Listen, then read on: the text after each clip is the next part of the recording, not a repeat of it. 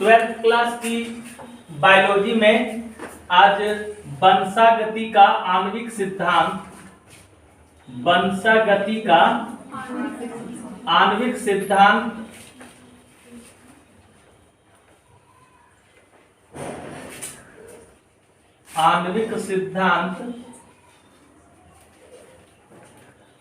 पिछले कई दिनों से इसको बताया जा रहा है। इसमें आज ट्रांसक्रिप्शन का क्लास लिया जा रहा है। ट्रांसक्रिप्शन अनुरेखन। इसके पहले आप डीएनए का प्रतिकृतिकरण जान चुके हैं। यहां है आज जो पढ़ना है वो है ट्रांसक्रिप्शन अनुरेखन। अनुरेखन किसे कहते हैं इसकी भी जानकारी मिल चुकी है। सबसे पहली बात यह है कि डीएनए प्रतिकृतिकरण करता है, जिसको डीएनए रेप्लिकेशन के नाम से जाना गया।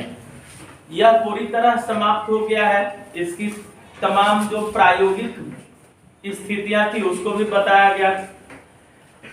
अब जो ट्रांसक्रिप्शन का डिटेल टर्म है, ट्रांसक्रिप्शन में मुख्य रूप से होता क्या है कि डीएनए आरएनए में परिवर्तन होता है। डीएनए आरएनए में बदलेगा। डीएनए के आरएनए में बदलने की क्रिया को अनुरेखन कहते हैं। यह अनुरेखन कितने तरीके के होते हैं, यानी डीएनए से आरएनए में जो बदलाव होता है वह बदलने वाला आरएनए आरआरएनए होते हैं, टीआरएनए होता है और एमआरएनए होता है। डीएनए से ये तीनों तरह के आरएनए का निर्माण हो रहा है। इसके निर्माण की क्रिया में सबसे प्रमुख भूमिका है एंजाइम की। पहले भी जो रेप्लिकेशन बताया गया था उसमें यह जानकारी दी गई थी कि रेप्लिकेशन की पूरी क्रिया 5 तरह के एंजाइम की सहायता से संपन्न होती है। उसमें 5 एंजाइम की भूमिका है, लेकिन यह जो ट्रांसक्रिप्शन है किसमें 5 एंजाइम? रेप्लिकेशन में 5 एंजाइम की जरूरत थी। वो 5 एंजाइम क्या क्या था? टोकोआइसोमीरेज और पॉलीमीरेज, लाइगेज। इसके अतिरिक्त और कौन कौन एंजाइम थे? 5 एंजाइम जो इसमें मदद कर रहा था रेप्लिकेशन में। रेप्लिकेशन में सहायक 5 एंजाइम ये बताया जा चुका है।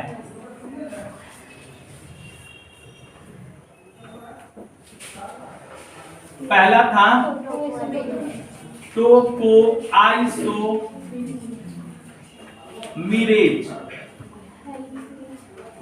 दूसरा था हेलिकेज और तीसरा था पॉलीमीरेज, चौथा था लाइगेज और पांचवा प्राइमेज। ये 5 तरह के एंजाइम थे, जिसमें हेलिकेज की जो भूमिका थी वह हाइड्रोजन आबंध को तोड़े जाने की भूमिका थी। बिल्कुल क्लास चल रहा है सब लोग।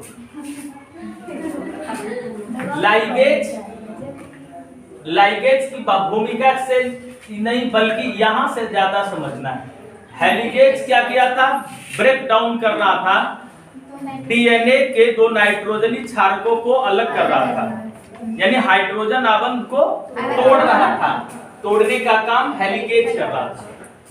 अब इसमें अनुरेखन की भी जो क्रिया होगी, अनुरेखन की क्रिया में डीएनए बदलेगा आरएनए में, और ये बदले हुए जो आरएनए होंगे ये आरआरएनए होंगे, टीआरएनए होंगे और एमआरएनए होंगे। इस क्रिया को ही अनुरेखन के नाम से जाना जाता है। ट्रांसक्रिप्शन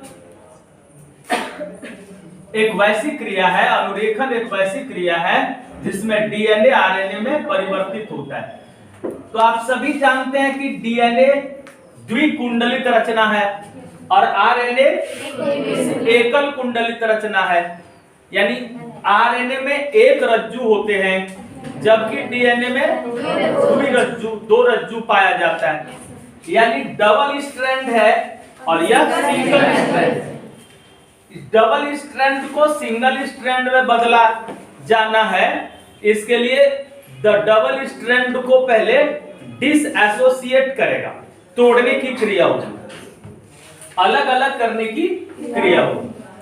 अलग अलग करने में जो जिसकी भूमिका है वो है एंजाइम। अब एंजाइम कौन सा एंजाइम?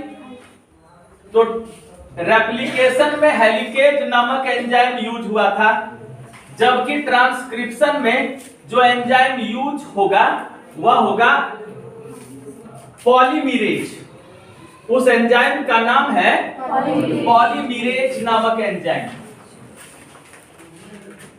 अब यहां एंजाइम कौन पॉलीमरेज? तो आरएनए वाला, डीएनए नहीं, आरएनए से रिलेटेड पॉलीमरेज यूज होगा। यह आरएनए पॉलीमरेज का रोल क्या है? तो सबसे पहले जानना, ये तो एंजाइम है। एंजाइम मूलतः प्रोटीन होते हैं। एंजाइम मुख्य रूप से प्रोटीन होते हैं और यह प्रोटीन बना हुआ होता है किससे? तो एमिनो एसिड से। एमिनो एसिड की एक श्रृंखला बनती है, एक चैन बनता है जिसे पॉलीपेप्टाइड चैन के नाम से जाना जाता है। इसमें एंजाइम किससे बना? प्रोटीन से। अब प्रोटीन किससे बना? एमिनो एसिड से। एमिनो एसिड की एक श्रृंखला का निर्माण होता है।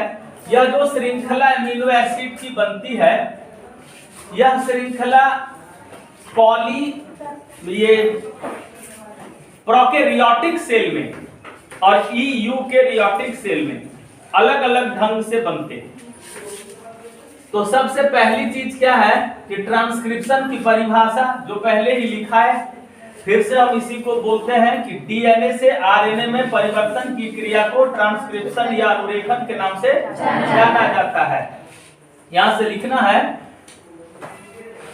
डीएनए से आरएनए में बदलने के लिए, डीएनए से आरएनए में बदलने के लिए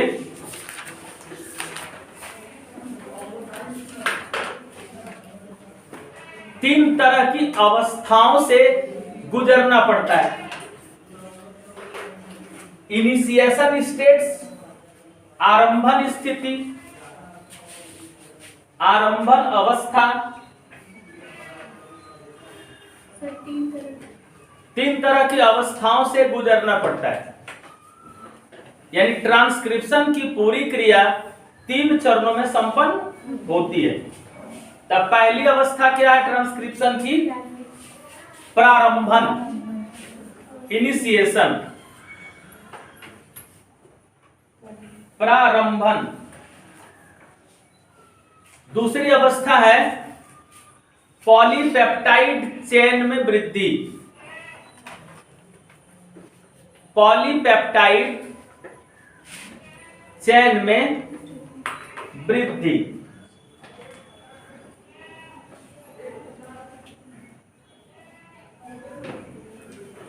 और तीसरा है अनुरेखन का समापन। अनुरेखन का समापन यानी लास्टिंग ऑफ ट्रांसक्रिप्शन। ये तीन स्टेप में अनुरेखन की क्रिया संपन्न हो। तो सबसे पहला जो काम है, सबसे पहला जो स्टेप है, यानी ट्रांसक्रिप्शन के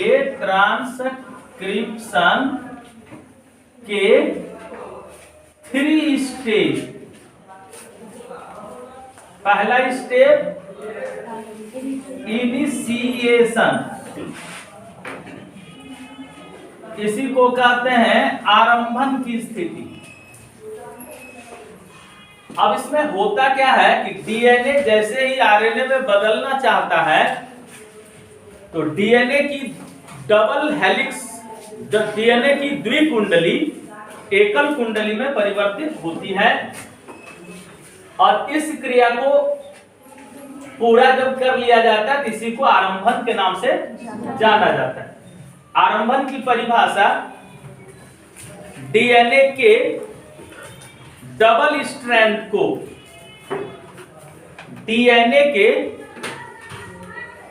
डबल स्ट्रैंड को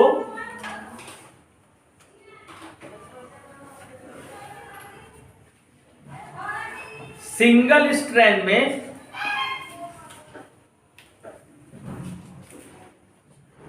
बदलने की क्रिया, जिसमें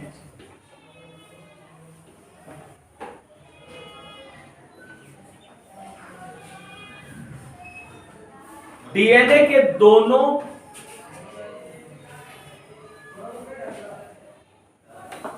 स्ट्रैंड या रज्जु के बीच उपस्थित हाइड्रोजन बॉन्ड को तोड़ने की क्रिया होती है।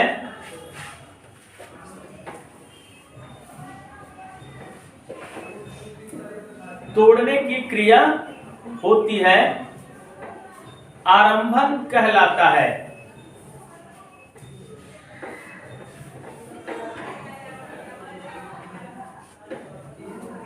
अर्थात initiation is a first step of transcription. अब इस ट्रांसक्रिप्शन की क्रिया में जो सबसे पहले आरंभन होता है उसमें रोल है एंजाइम का। आरंभन की इस क्रिया में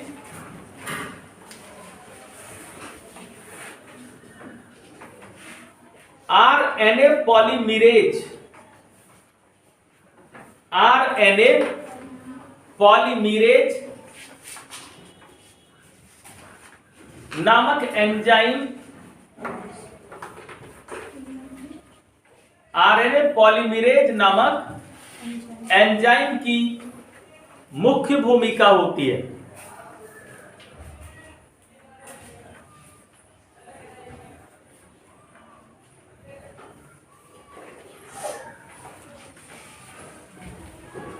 इसके पहले थोड़ा यह जानना जरूरी है कि आरएनए पॉलीमरेज बना है कैसे। आरएनए पॉलीमरेज का निर्माण लिखना है। आरएनए पॉलीमरेज का निर्माण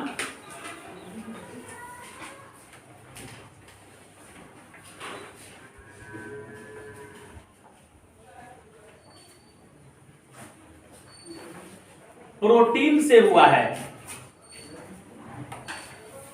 क्योंकि सारे एंजाइम प्रोटीन के बने होते हैं।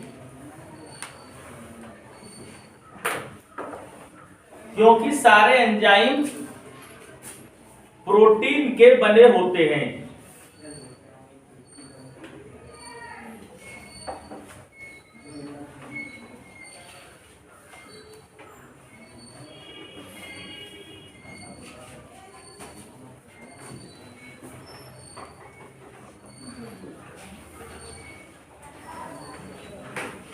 प्रोटीन के बनने की क्रिया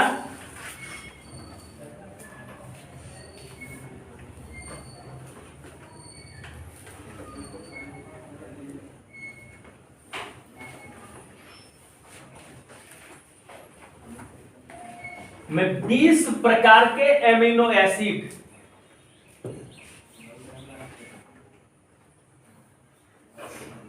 20 प्रकार के एमिनो एसिड भाग लेते हैं।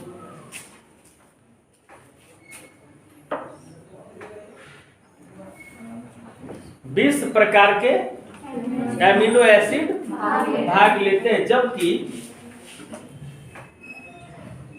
जंतुओं के शरीर में 300 तरह के एमिनो एसिड पाए जाते हैं।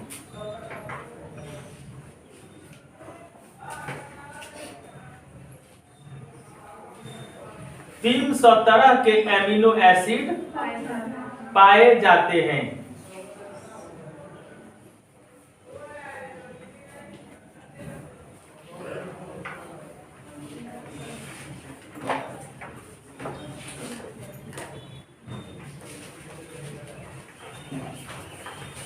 यह क्रिया ट्रांसक्रिप्शन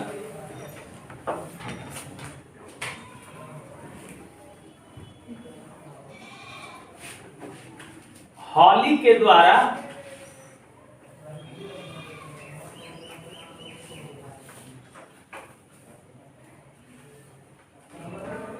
विस्तृत रूप से बताया गया।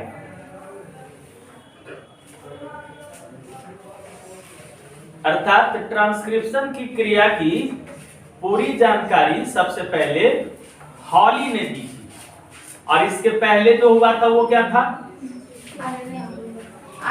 हाँ, आरआरएनए के बारे में कुंज ने जानकारी दी, और इसके बाद फिर एमआरएनए के बारे में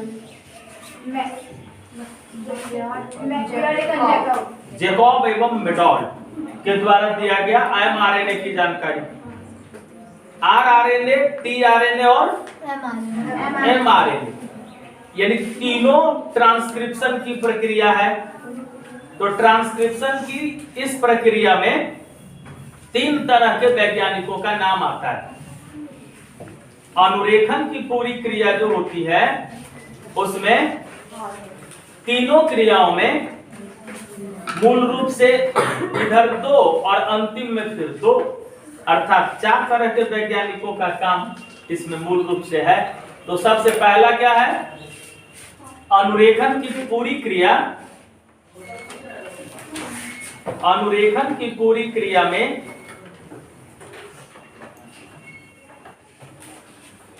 नंबर 1 डीएनए से आरआरएनए कुंज के द्वारा,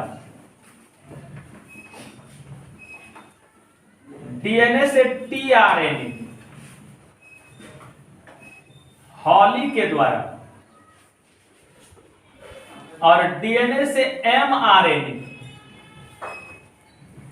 जैकब एवं मेडॉल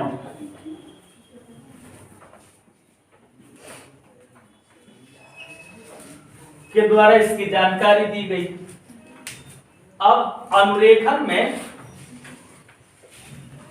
जो एंजाइम प्रोटीन से बने और प्रोटीन एमिनो एसिड से बने हैं, एमिनो एसिड के जुड़ने से एमिनो एसिड किसी किसी कोशिका में 4-4 के समूह में, 3-3 के समूह में, 8-8 के समूह में जुड़ते हैं और पॉलीपेप्टाइड चेन का निर्माण करते हैं।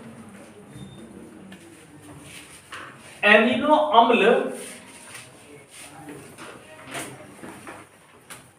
के समूह परस्पर जुड़कर पॉलीपेप्टाइड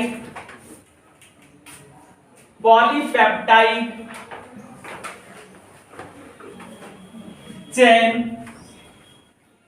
अर्थात श्रृंखला का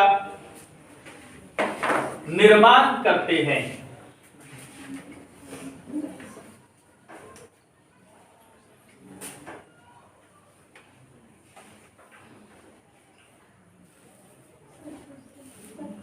प्रोकैरियोटिक एवं यूकैरियोटिक दोनों में अलग अलग तरह के पॉलीपेप्टाइड चेन का निर्माण होता है।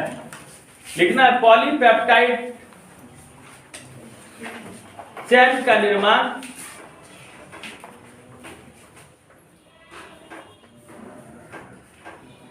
प्रोकैरियोटिक कोशिका में,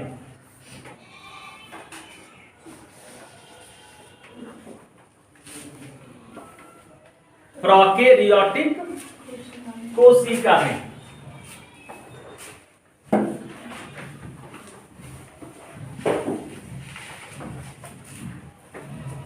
प्रोकैरियोटिक कोशिका और यूकैरियोटिक कोशिका।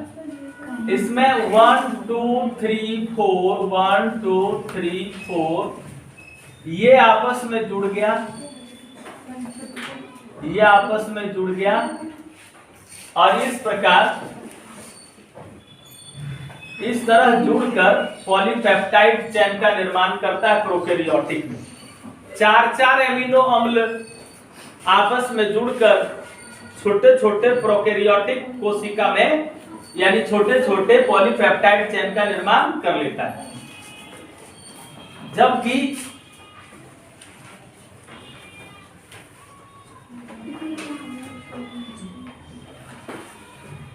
यूकेरियोटिक में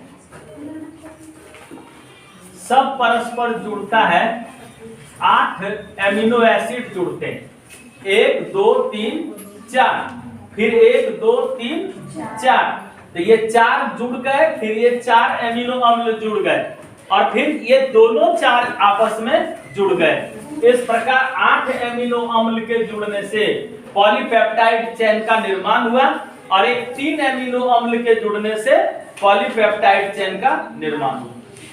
यूकेरियोटिक कोशिका के भीतर प्रोकैरियोटिक चेन का निर्माण ट्रांसक्रिप्शन की क्रिया के दौरान इसी तरह होता है और यहां भी हुआ।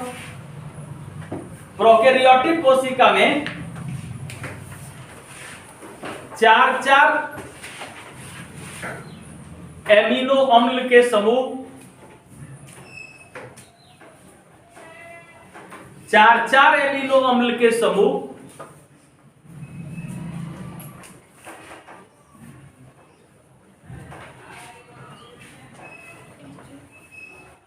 जुड़कर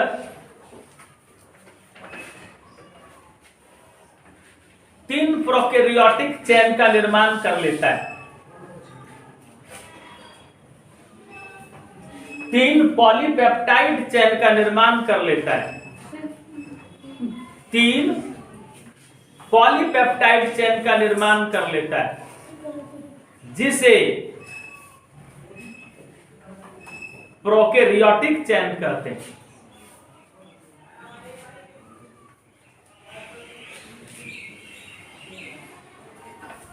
जिसे प्रोकैरियोटिक चेन कहते हैं, जबकि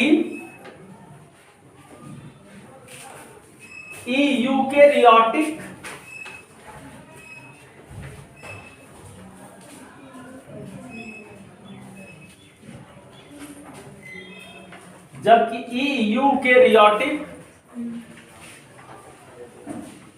कोशिका में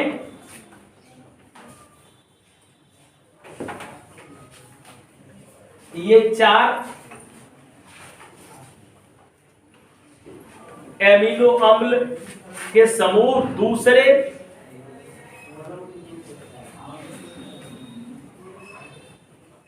4 एमिनो अम्ल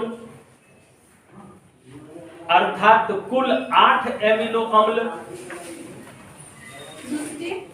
दूसरे 4 अर्थात कुल 8 एमिनो अम्ल समूह को परस्पर जोड़ते हुए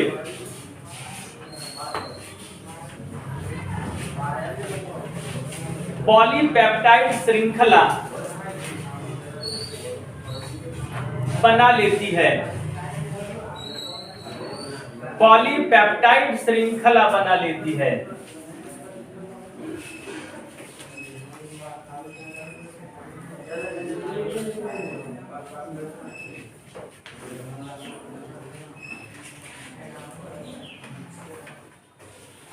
एक अन्य पॉलीपेप्टाइड श्रृंखला 3 एमिनो अम्ल के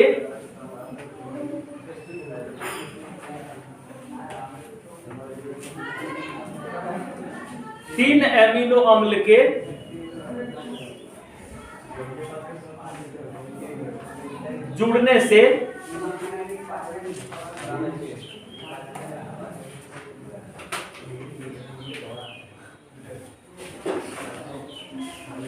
यूकेरियोटिक कोशिका में बनती है। अर्थात हम लोग यूकेरियोटिक सेल से रिलेटेड बिलोंग करते हैं, तो उसमें पॉलीपेप्टाइड चेन 8 और ये पॉलीपेप्टाइड चेन 3 एमिनो एसिड से। इसका क्वेश्चन आएगा मनुष्य में या विकसित जंतुओं में प्रोकैरियोटिक चेन में एमिनो अम्ल समूह की संख्या होती है 8 और 3। एक बड़ा चेन होता है जिसमें 8 एमिनो एसिड होते और एक छोटा चेन होता है जिसमें 3 एमिनो एसिड होते। यही एंजाइम्स आरएनए पॉलीमरेज का निर्माण किया। अब ये आरएनए पॉलीमरेज को रोल के आधार पर उसकी भूमिका जो है वो भूमिका किस रूप में रहेगी, तो पहले तो डीएनए के डबल स्ट्रैंड को कट्स करना है और अलग अलग करना है दोनों रज्जुओं को, दोनों स्ट्रैंड को। उसमें आरएनए पॉलीमरेज का जो एंजाइम भाग लेगा वो अलग है। इसके बाद फिर नाइट्रोजनी क्षारक को एक दूसरे से अलग करेगा। इसके बाद एकल स्ट्रैंड के निर्माण करने के बाद ये आरंभन की क्रिया समाप्त होगी। इसके बाद फिर पॉलीपेप्टाइड चेन एक दूसरे से जुड़ने लगेगा, यानी दो अलग अलग जो रज्जु हैं वो एक दूसरे से एसोसिएट होकर फिर अपने पॉलीपेप्टाइड चेन को बढ़ाने का काम करेगा, जो ट्रांसक्रिप्शन का सेकेंड स्टेप होगा। फर्स्ट स्टेप आरंभन है, दूसरा स्टेप में पॉलीपेप्टाइड चेन की लंबाई में होने वाली वृद्धि है और तीसरी स्थिति में फिर उसका समापन हो जाएगा, अनुरेखन की क्रिया का समापन। तो पहले आरंभन की जो क्रिया है उसमें आरंभन की क्रिया में जो भाग लेगा वह होगा सिग्मा। ये जो आरएनए पॉलीमरेज होगा उसका सिग्मा प्रजाति उसमें भाग लेगा। तो सबसे पहले आरएनए पॉलीमरेज नामक एंजाइम को कितने वर्गों में कार्य की दृष्टि से बांटा जाता है, तो उसको 5 वर्गों में बांटा गया। यह लिखना है आरएनए पॉलीमरेज को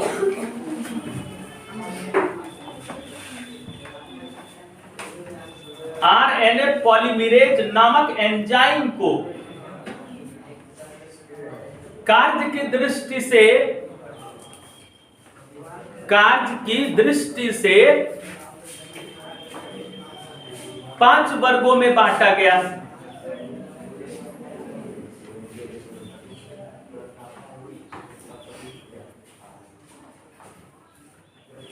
alpha alpha dash, alpha alpha dash, alpha alpha dash, फिर बीटा बीटा डैश, और ये लिंकेज ग्रुप या कट्स ग्रुप है जिसको सिग्मा समूह के नाम से भी जाना जाता है। ये 5वां है।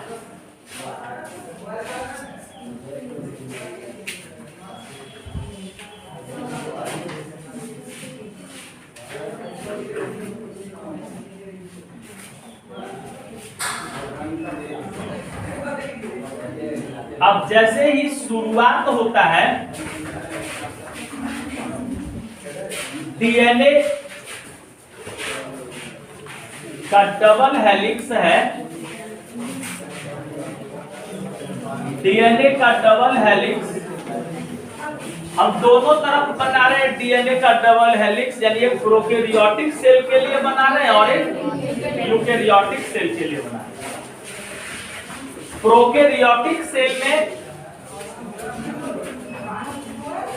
प्रोकैरियोटिक सेल में इसकी जो भूमिका होगी कट्स, यानी स्वाभाविक है कि कोई भी डीएनए के 2 रज्जुओं को खोल के अलग करना है, यानी दोनों रज्जुओं के बीच बनने वाले हाइड्रोजन बॉन्ड को तोड़ना है। हाइड्रोजन बॉन्ड को तोड़ने के लिए इसके अंदर एंजाइम को प्रवेश करना होगा, इसलिए इसमें कट्स लगाने की जरूरत होगी। यहां भी एंजाइम को प्रवेश करने की जरूरत है, यूकेरियोटिक में भी यहां भी कट्स लगाने की जरूरत होगी। अब ये कट्स लगाने वाला जो एंजाइम है वो क्या है? The sigma group. किसका सिग्मा ग्रुप? पॉलीमरेज का। ये जो सिग्मा ग्रुप है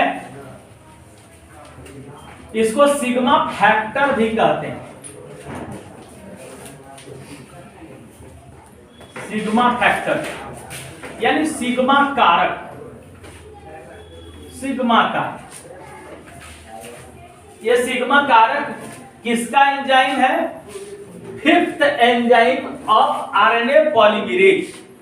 आरएनए पॉलीमरेज का 5वां एंजाइम ये कट्स डाले। अब प्रोकैरियोटिक में जो प्रोकैरियोटिक और यूकेरियोटिक में कट्स डालने की क्रिया अलग अलग ढंग से होती है। इसमें एक इनिशिएटिव एरिया का निर्माण होगा, आरंभन क्षेत्र उसको बोलते हैं, जहां कट्स मारेगा। कौन कट्स मारेगा? Sigma factor.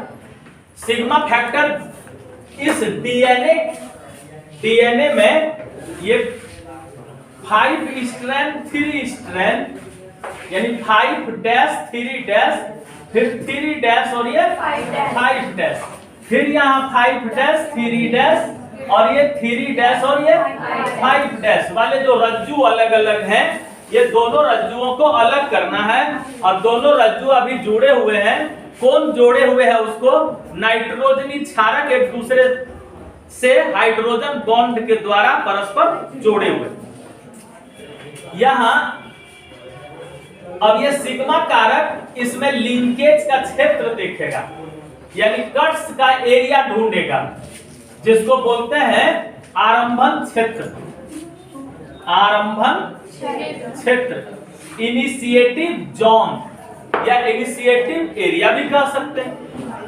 वहीं से वो कट्स डालने वाला एंजाइम उसके अंदर प्रवेश करेगा और तब हाइड्रोजन बॉन्ड को डिसएसोसिएट करेगा, तोड़ने का काम। अब किस जगह प्रवेश करता है? तो प्रोकैरियोटिक में क्या है कि जहां 2 3 4 5 6 7 8 9 10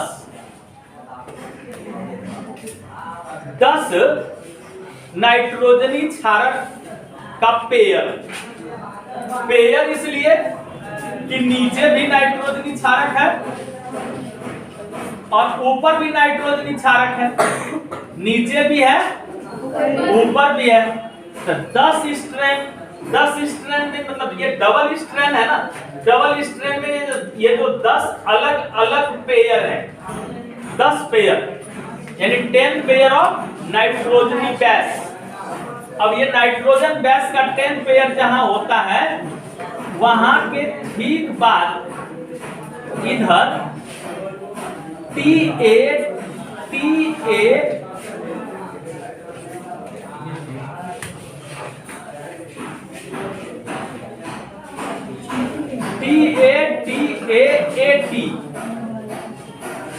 फिर इधर T8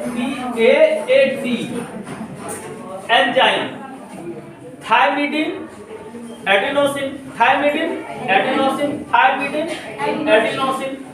ये दो क्षारक हैं, इसमें कुल कितने हो गए? 2 2 4 और 2 6 क्षारक इसमें TA के फॉर्म में रहेगा।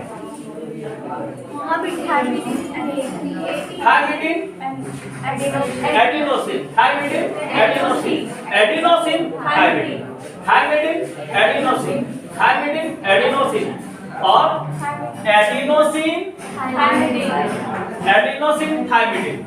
अब इसमें देखो ये सेम लिखा हुआ नहीं रहेगा, उल्टा रहेगा। उल्टा किस तरह रहता है?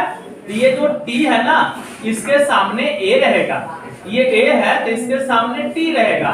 ये T है तो इसके सामने A होगा, ये A है तो इसके सामने T होगा, यहाँ A है तो इसके सामने T होगा, ये T है तो इसके सामने A होगा, तो ना पेयर बनेगा अट्रैक्शन का।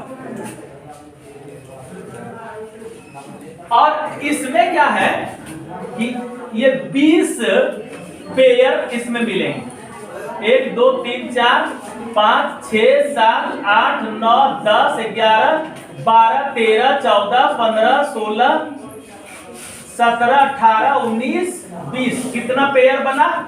20 पेयर। और यहाँ कितने पेयर है? 10 पेयर। 10 पेयर के बाद यहाँ कितने क्षारक का कोड मिल रहा है? 6 क्षारकों का कोड है। और यहाँ क्षारकों के जो कोड हैं वे 7 हैं। वह किस तरह है? TA TA फिर TA फिर A। यहाँ उल्टा T के सामने A के सामने T के सामने A के सामने T के सामने A के सामने T फिर A के सामने T। अंतर क्या है? दोनों में जरा अंतर देखना है। इसमें क्या है? 20 पेयर रहेगा। नाइट्रोजनी क्षारक के कितने जुगल होंगे, जुग्म होंगे, पेयर होंगे? तो 20। किसमें? यूकेरियोटिक में। किसमें? यूकेरियोटिक में। और प्रोकैरियोटिक में 10 पेयर होंगे। किसके 10 पेयर? नाइट्रोजन क्षारक के। दूसरी बात फिर क्या है? इसमें 10 क्षारक के बाद TA TA AT यानी 6 नाइट्रोजनी क्षारकों के कोड होते। और इसमें 20 पेयर होगा और 20 पेयर के बाद 7 नाइट्रोजनी क्षारक के कोड होते। इसको बोला जाता है टाटा बॉक्स। इसको बोल सकते हैं टाटा बॉक्स, और इसको बोल सकते हैं प्रीमिरेज बॉक्स। इसको बोला जाता है प्रोकैरियोटिक में प्रीमिरेज बॉक्स। क्वेश्चन रहेगा प्रीमिरेज बॉक्स पाए जाते हैं किस प्रकार की कोशिका के डीएनए में? तो प्रोकैरियोटिक कोशिका वाले डीएनए में। और टाटा बॉक्स पाए जाते हैं तो यूकेरियोटिक कोशिका के डीएनए। अब ये कट्स लगाने जा रहा है कौन? सिग्मा फैक्टर कट्स लगाएगा। तो सिग्मा फैक्टर यहाँ कट्स लगाएगा और ये सिग्मा फैक्टर यहाँ कट्स लगाएगा। अर्थात प्रोकैरियोटिक में जो आरंभन क्षेत्र बनेंगे जहां सिग्मा फैक्टर कट्स लगाने पहुंचेगा, वो कहां रहेगा? वो किस जगह पर रहेगा? किस क्षेत्र में रहेगा? किस स्थान पर रहेगा? तो हम कहेंगे कि जिस जगह 10 पेयर होंगे नाइट्रोजनी क्षारक के और उसके बगल में आगे बढ़ने पर प्रीमिरेज बॉक्स पाए जाएंगे, वो प्रीमिरेज बॉक्स में 6 कोड होंगे एंजाइम के, जिसको TA TA AT के नाम से जाना जाता है। उसी के जस्ट बगल में यहाँ, यानी इधर से ये बॉक्स, ये प्रीमिरेज बॉक्स है और प्रीमिरेज बॉक्स के बाद 10 क्षारकों का पेयर है और जस्ट उसके बाद यही लिंकेज करेगा, यही कट्स करेगा, इसी जगह इसमें प्रवेश करेगा सिग्मा फैक्टर। जबकि यूकेरियोटिक में कहां प्रवेश करता है?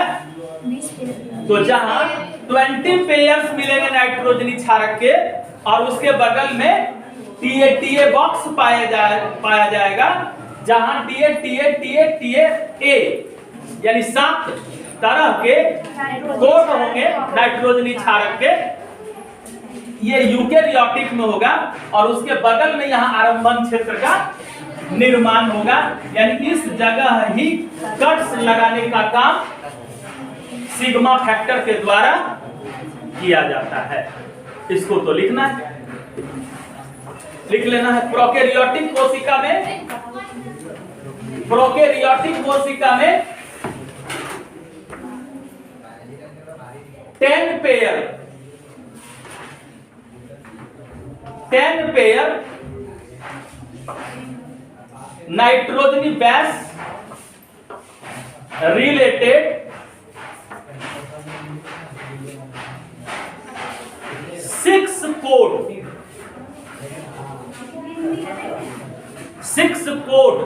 pre-marriage box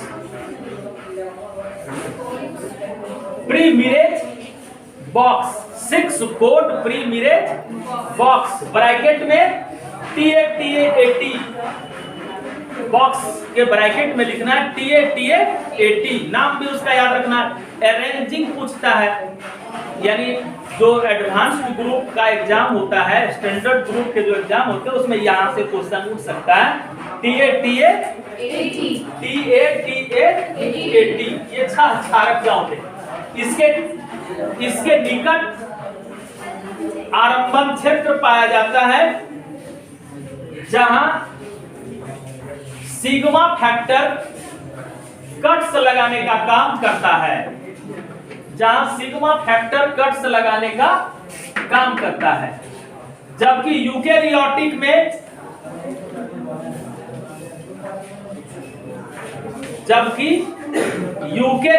में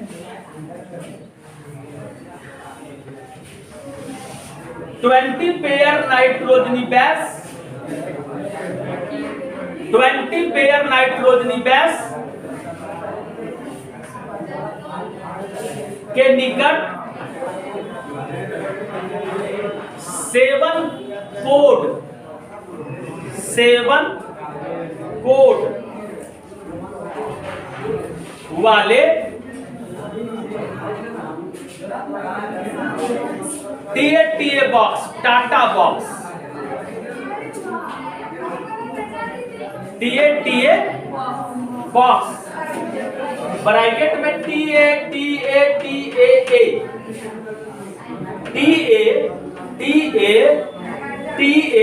यानी 6 हो गया, TA 6 और फिर लास्ट में A 7 T4 thymidine A adenine. अब ये जो इसमें जो जुड़ा एडेनिन एडिनोसिन और ये जो है 7 है, 7 कोड उसके निकट में आरंभन बिंदु होते हैं। इसके निकट आरंभन बिंदु होते हैं जहां सिग्मा फैक्टर कट्स लगाने का काम करता है।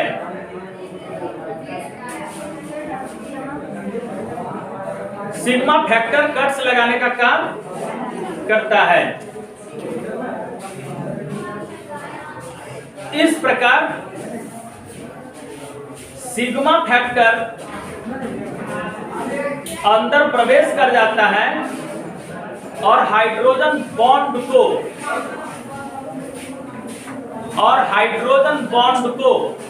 इस प्रकार सिग्मा बॉन्ड अंदर प्रवेश कर जाता है।